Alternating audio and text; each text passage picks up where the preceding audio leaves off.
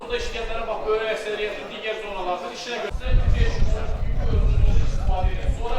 hal-hazırda orada Qazı İdarəsində komandası işləyir, su idarəsi.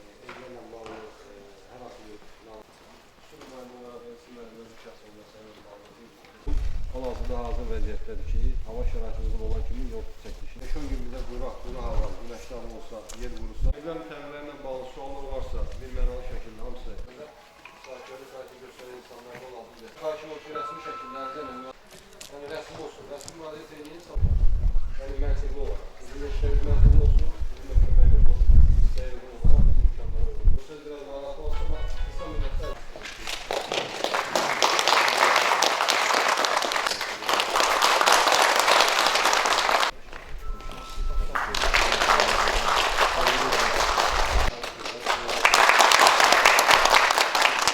Şirinov Şirzad.